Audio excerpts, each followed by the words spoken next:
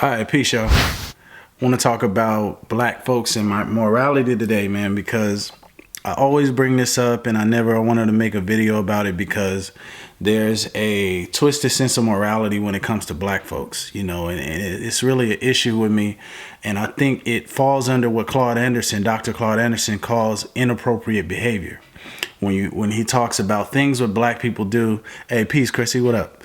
He talks about things that black people do that don't benefit themselves because we have a twisted understanding of we've lost the ability to do for self over time due to what we've experienced in slavery. What's up, Michael? I'm glad you're here, man. I'm not driving. I can actually read the comments today, but yeah. So first, I want to start off by I want to give the white man's definition of morality. Let me see, I got it pulled up here. And then I want to talk about why I think we're going wrong and where we're going wrong. So it says here, moral. I just put define moral in Google. It says concerned with principles of right and wrong behavior and the goodness or badness of human character. And then the second one says holding or manifesting high principles of proper conduct.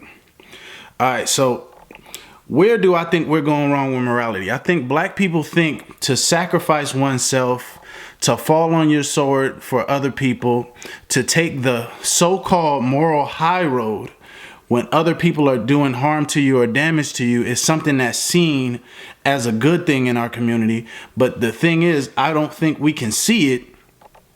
We can't see when us taking the moral high road or being the bigger person and doing all these different things, it hurts us.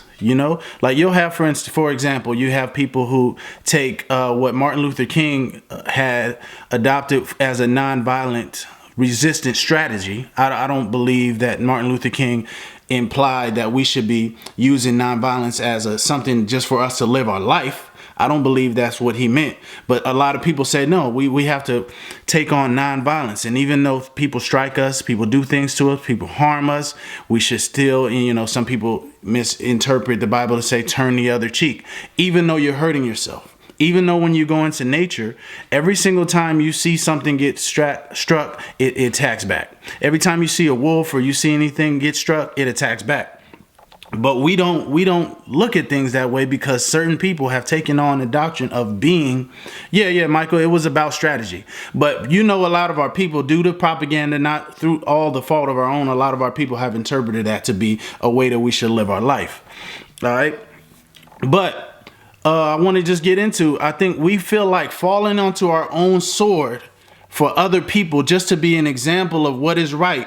Black people more than anybody else on the planet, to me, especially black Americans, feel like that is something that we should be doing. That's something that shows that we're doing better than other people. I feel like when it comes time for us to fight and work with other groups like this Muslim thing, we feel that it's our duty to show that we're the number one people to go out and help other people, even though it does not necessarily help us. And when we look around, no one else does what we're doing to the same level that we do it. All right.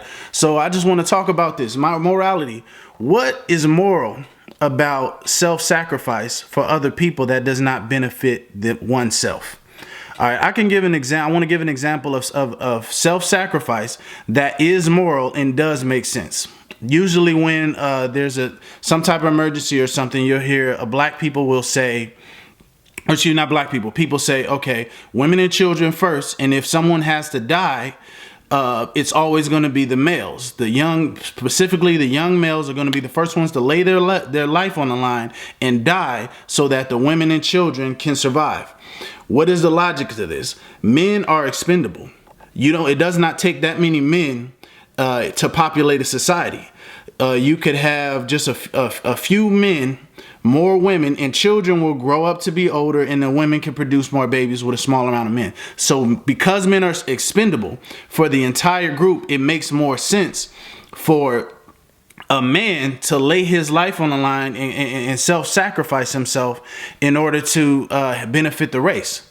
But how does it help black folks when we always want to lay ourselves on the line? We always want to get struck and turn the other cheek as it relates to other people's struggles, as it relates to people doing harm to us.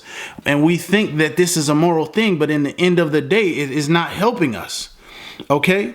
In the end of the day, it doesn't help us to feel like, listen, even though we're not getting nothing out of it, we want to be the number one example to show people how we can jump to other people's struggles. Now, I'm not going against anyone for jumping to other people's struggles, but I think we think that even if it doesn't make sense for us, that is beside the point, because we have a moral obligation to show that we can help other people out, even though they don't help us out. And I think a lot of that comes from a Christian doctrine that we've been taught. Now, I didn't say Christianity. I didn't say the Bible. I said there is a certain doctrine where you have people who feel, listen, what would Jesus do?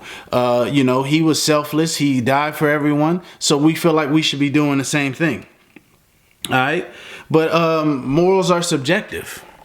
Morals, your morality has to be relative to your situation. If you ask the average person and said, hey, is it morally right to kill someone? They would say, usually they would say no. They say, okay, well, what if they had a gun to your children's head or something? Would it be morally right to kill them? Yes, it would be morally right in that situation. So we have to consider, when we live in a world where everybody else is never in a rush to help us when they see us falling and getting killed. They're never in a rush to help us financially. Like we talk about multiculturalism, we talk about intersectionality, but it's never an intersectionality when it comes to economics. It's never an intersectionality when it comes to finances. It's never an intersectionality when we have a Muslim ban that's heavily impacting areas. They don't intersectionalize the wealth, the resources. They don't intersectionality that. But when it's time for us to be used politically, then it's okay for us to just help everybody else, and we don't see a problem with that. But when something happens to other groups, like I don't know, I don't really hear from the Chinese about a lot of American political issues until it involves them. When that issue had happened with Akai Gurley, and I know people are going to say that there's some Chinese students at a college campus somewhere protesting. I understand that. But when that situation happened in New York, where that I believe it was a Chinese or some other Asian officer, somebody correct me if I'm wrong, you've seen a response from the community. The Chinese community, you've seen a big response, not only with protests, not only with them using the words, not only with them showing up. You've seen them financially getting involved and flexing their muscle. Chinese Americans or Chinese in China. No, Chinese Americans. I should know the name, but I think it was, if I'm not mistaken, it was Akai Gurley. There was a Chinese officer who shot a black man. He wasn't supposed to even have his finger on the trigger if he wasn't supposed to shoot. But the thing was, they didn't want to see that officer go to jail for shooting a black person. And I'm thinking, they're probably looking at the pattern of what's going on and saying, why should we have to go to jail for something that happens all the time? But my point is, if you look that up, you've seen a totally different response. I'm not sure if it was Chinese from that Asian community than you've seen on something else. They're not really worried about all these other issues, because why? They're worried about themselves. They have a moral compass and a moral structure that focuses on what can help us. If we're doing the right thing and we look like, okay, hey, at least we're being the nicest, most moral people. If it doesn't help us in the long run, pretty much all these other groups understand that, and they go on that, they operate on that wavelength. He said, Michael said, yep, that's what they said. Okay, probably a little sarcasm going on. But yeah, I feel like everybody else is operating on that wavelength. But we always feel like it's the most moral thing to do, even if it's not helping you in the long run. Even if you've been doing this reach out to other groups thing for the longest time, we still feel like it's moral. But my opinion is that it's not moral unless it helps you in the long run. It's not moral unless it helps you as a group. It's not moral unless it empowers you.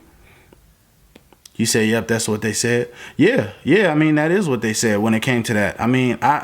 I can't really see why they would want to defend them. But, I bet you there wasn't a lot of Chinese people arguing with other Chinese people about how black people might feel about it. But when other people have issues, black people seem to always fight with each other on how they support another group, So I don't know. I have an issue with that. But that's all I really wanted to talk about with morality, man. We have to understand that Being the most nice looking moral person means nothing if it doesn't help you and your group, over time. Everybody seems to get this but us, This kind of went out of order. I didn't cover the stuff I wanted to cover the way I wanted to cover it, but I hope I got my overall point across. Don't worry about being the most moral person. Worry about empowering yourself. If you're empowering yourself, if you're taking care of yourself first, you can't be the moral compass for anybody as so long as you have a community in turmoil. You can't be the moral compass or the moral authority for nothing if you don't even have the basics. You don't even have your family structure together, but you want to show people how we're going to be moral and we're going to look out for everybody else. We're going to worry about every other issue on the planet, but we don't take care of we don't worry about our own issues, but we're supposed to be moral. There's nothing moral about that. There's no respect that you're getting from that. Okay, we're not the most, and then I know some people probably saw the title and thought I was going to talk about, Ray Ray and Pookie and ghetto hood culture that we always overinflate, and we act as if most of us aren't just good folks and they aren't in the super minority.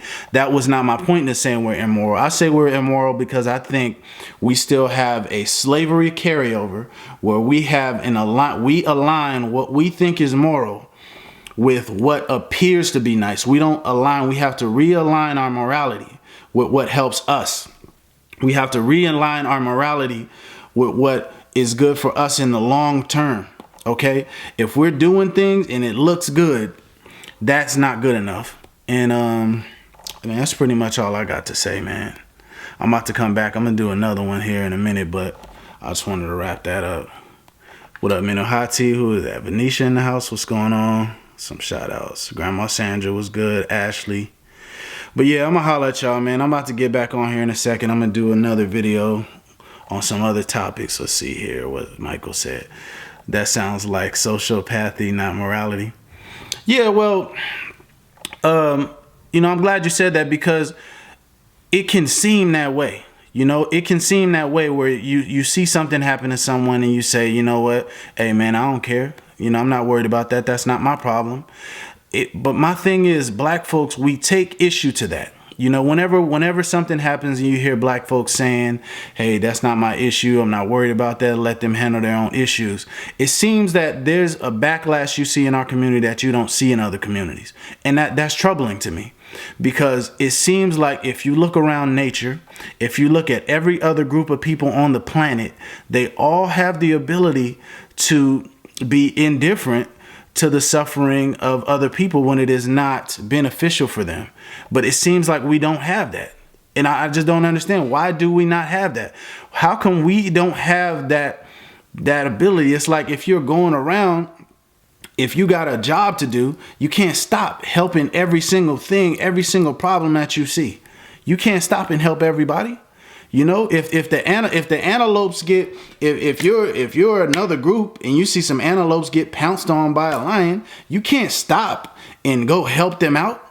It would be nice. You might be the moral authority, but hey, man, sometimes you got to just take care of yourself. And I have the biggest problem with black people saying, hey, we got to look out for this person and that person when we don't even take care of ourselves. Like, don't you think at all times, especially black Americans, of all time, don't you think now is the time that we will have to say, listen, we can't worry about nobody else. Like, we should be shutting all solidarity protests and everything down when we can't even keep a family together. We got the highest out of wedlock birth rate. We got men and women that have like the hardest time staying together. I know it's increasing for all people in this nation, but I'm just saying we're the furthest along. Minohati says, so what steps should we take to get involved in policing our own community and overcoming our circumstances? Part of what I'm doing with this video, I just want to see people shift. I want to see a mental shift to empowerment. Stop worrying so much about how you look. Stop worrying so much about we got to get out here and make the biggest statement and be the most moral. You need to be focusing on empowerment and how every single step that you take helps you. Okay, every single time you get with another group of people, like I'll give you an example on where I think we should be doing solidarity. We got black folks in this country and we have Hispanics, particularly Mexicans. We are being locked up Definitely, yes, it's more for blacks, but we're being locked up and impacted by private prisons and police harassment. Pretty much the same. It's impacting, I mean, it's impacting us more, but it's the same issue. Us and Hispanics should have absolutely no, there should be no disunity between the two of us as groups because we're both being impacted. That's somewhere where it benefits us to work with them on that. You know what I mean? Because we're both being impacted by it.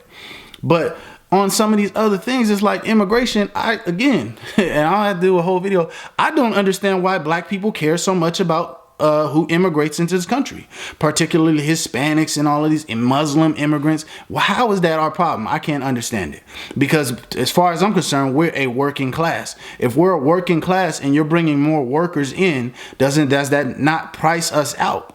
Does that not make us less relevant with each person that comes in? Does that not make us less relevant as a workforce?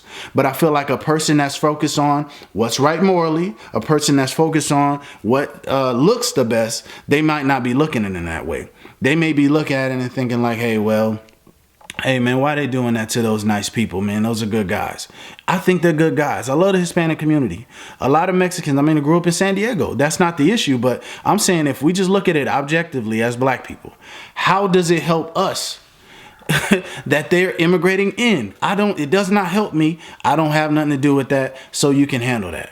He said, but we would have to create that platform to set the example. We have to build value in our communities to educate brothers and sisters, as well as let people know it's okay to be black. No, I understand. I'm with that. Menahati. But before we can get to that point, we have to realign our focus.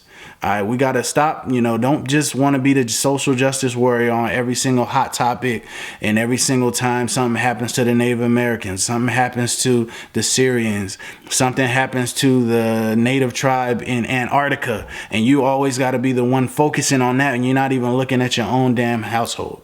You're not looking at your own family. You want to help people come in from a Muslim ban somewhere abroad in a place that you've never even heard of. You don't even know anyone from these places, but you haven't said anything about the black political prisoners that are here right now. You're not fighting for them. You're not fighting for all the people still locked up on weed charges over Trump drug charges right now.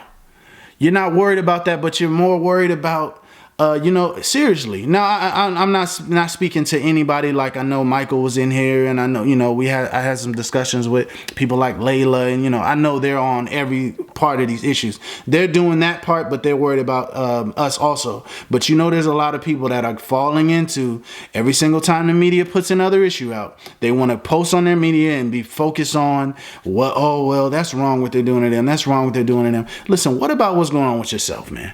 Get your morals together. You can't help nobody until you can help yourself. And that's what I want to say to black folks, man, as a group.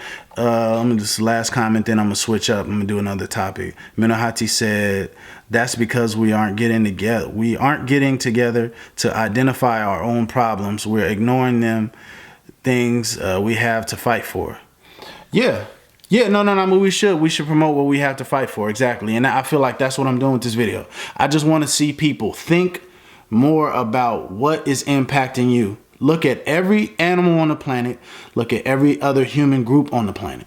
You are the laughing stock of the planet. Everybody else, every other group knows what it is except you.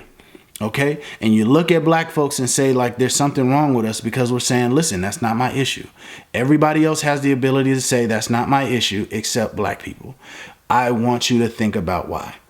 Don't look at it as a positive thing when you want to help other people and can't help yourself. That's like, dude, I'm a deadbeat father, but I'm going out and I'm taking care of everybody else's kid in the community. What sense does that make? I'm not even taking care of my own kid. You know what I'm saying? And I'm not saying it's not one thing where it's just a very simplified linear thought process. Only do for self and you can't help other people. Don't start thinking that way. But what I'm saying is keep in mind what you look like before you go trying to help some damn Syrians and Iraqi people that you don't even know nothing about.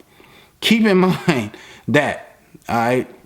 But yeah, I'm gonna probably get back on here in a second, but I'm gonna get with y'all in a minute, man. Peace.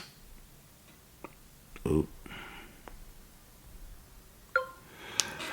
All right, y'all, man. Yeah, I was on Facebook. It's my first time recording both. But yeah, man, y'all holler at me, like, share, subscribe. I wanted this to be more short and concise, but I kind of got to kicking it with people on live. But follow me at Mufasa_Shabazz on Instagram and Snapchat. And send me an email at contactmufasashabazz@gmail.com, man. Peace.